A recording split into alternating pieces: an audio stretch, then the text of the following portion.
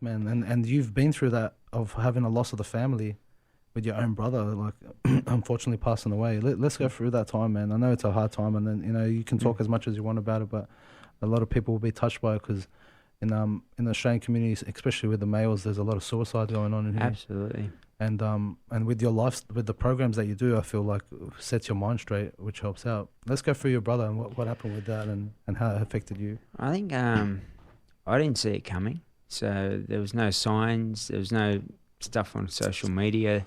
So it really came from left field for me. Yeah. And I probably replayed a million different things in my head trying to remember if there was something.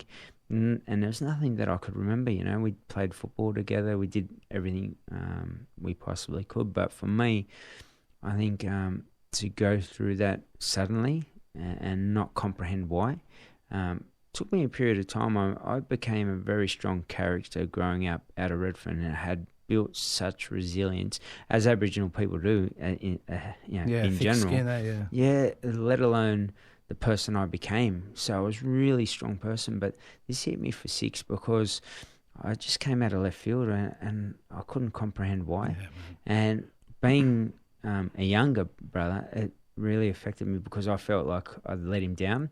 And not only that, I also worked in an industry where I was helping people. Yeah, I couldn't help my own brother. Yeah. And I think that just messed me up for a good period of time. And I have this little way of dealing with things. You got a problem, can you fix it? Yes. Find a solution as quickly as you possibly can, move forward from it. Yeah. If you can't, let it go. And I looked at my brother's passing and I couldn't fix it. It happened. We weren't going to bring him back by finding a solution. So I had to let it go. Didn't mean I couldn't acknowledge it or show emotion or feel emotion, but there was no use of letting myself carry an anchor in what I call an invisible backpack. We all carry one. Yeah, you talk about a lot, yeah. Yeah, and I think that's one of the most important things. I tried to take that out, but I was trying to take something out that I couldn't comprehend.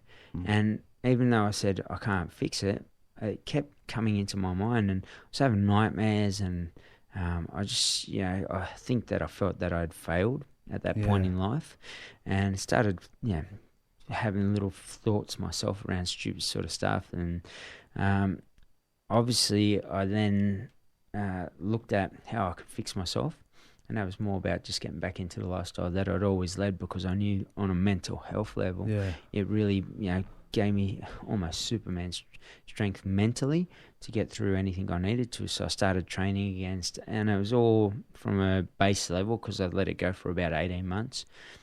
Did no training, stopped, personal training after so long, and I just, I felt like I had to step away and deal with things. How did what happened with you personally? Did you start getting unfit and then you started picking up bad habits again? I wasn't fit at all. The money that I had saved up was starting to dry up. I went into huge financial debt at the time because I had all these outgoings, yet I wasn't making anything. I wasn't. I'd make enough money, literally, once the money dried up, to make sure I had enough food in the house. And even then, I was scrapping around, doing my best to make sure I was surviving. Even though I had made all this money and I had some good investments, the biggest thing for me was being in a position where I was on Struggle Street, and it was really starting to build up on me, because not only did I have my brother's death, I had the financials, I had another few issues that went on at the time that impacted my life, and it really just weighed me down. And I wasn't taking that anchor out, looking at it and saying, all right, what can I do with this problem I'm currently faced with? Yeah, financially, I need to ring some people, start to put some things into place, and maybe set up some payment plans till I get myself back on feet. As one example. And I weren't doing that. I was just letting it slide. And 18 months later, there was a whole heap of stress and heartache and pain within myself. And I think everything on top of one another really compiled it. But when I came out the back end of it, it made me one strong mother effer.